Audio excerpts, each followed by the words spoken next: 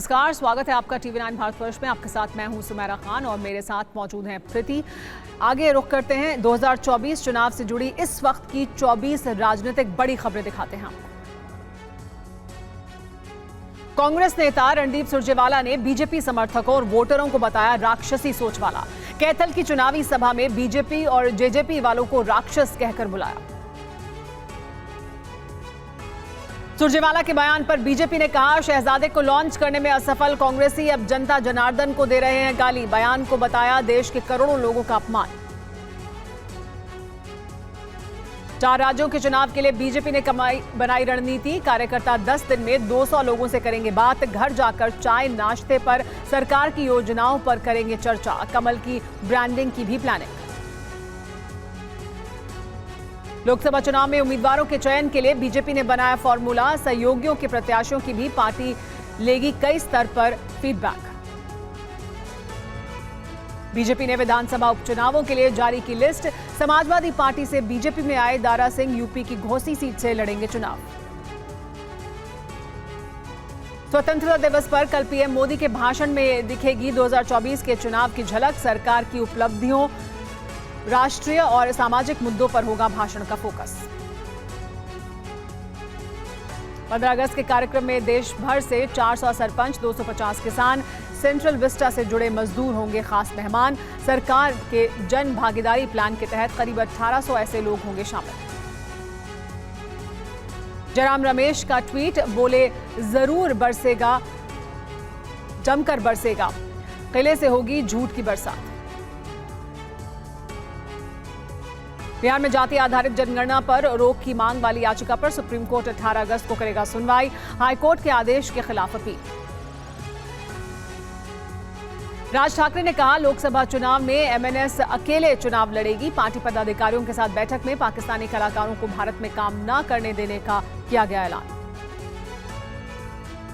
Robert Vadra बोले, प्रियंका का संसद में पहुंचना जरूरी, पार्टी को होगा फायदा। खुद की राजनीति में आने पर बोले, गांधी परिवार की तरफ से नहीं, अपने काम के बल पर आऊंगा। पीएम मोदी ने विभाजन विभीषिका स्मृति दिवस पर शहीदों को किया नमन। बीजेपी ने कांग्रेस पर किया हमला। कहा, जो काम अंग्रेज नहीं कर पाए वो कांग्रेस, मुस्लिम लीग और कम्युनिस्ट पार्टी ने किया।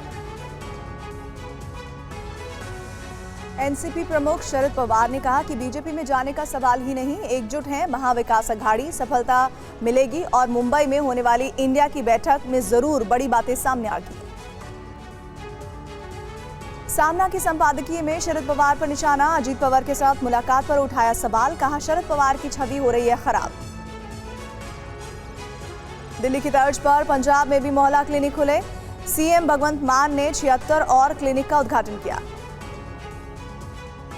दिल्ली के मुख्यमंत्री केजरीवाल का मोदी सरकार पर हमला। केजरीवाल ने कहा, सरकार ने 75 साल में भ्रष्टाचार के सारे रिकॉर्ड तोड़े। संजय सिंह ने सीएजी की रिपोर्ट को लेकर केंद्र सरकार पर बोला हमला। इंडिया गठबंधन के मुद्दे को उठाने की अपील की। पंजाब बीजेपी ने आम आदमी पार्टी पर शहीदों की स्मारक शिलाओं से छेड़छाड़ का आरोप लगाया। पार्टी के प्रदेश अध्यक्ष सुनील जाखड़ ने जारी की तस्वीरें।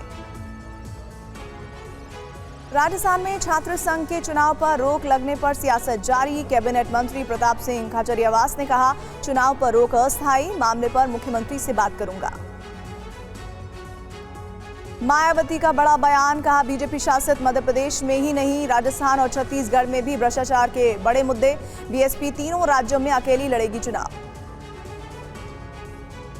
नूह पर असदुद्दीन ओवैसी बोले, मुसलमानों के घरों को गिराने की पीएम मोदी की निंदा होनी चाहिए, ये कोर्ट के आदेश का उल्लंघन है। प्रियंका पर एफआईआर को लेकर सियासी घमासान जारी। हरीश रावत बोले, कर्नाटक में कमीशन 40% था, एमपी में 10% बढ़ गया। बीजेपी नेता कैलाश विजयवर्गीय ने मुख्यमंत्री बनने की इच्छा जताई। पत्रकारों के सीएम बनने के सवाल पर बोले, आपके मुंह में घी शंकर। कश्मीर घाटी में बिना प्रतिबंध के स्वतंत्रता दिवस का जश्न। कहीं इंटरनेट पर बैन नहीं, कल के लिए 3 स्तर की सुरक्षा व्यवस्था।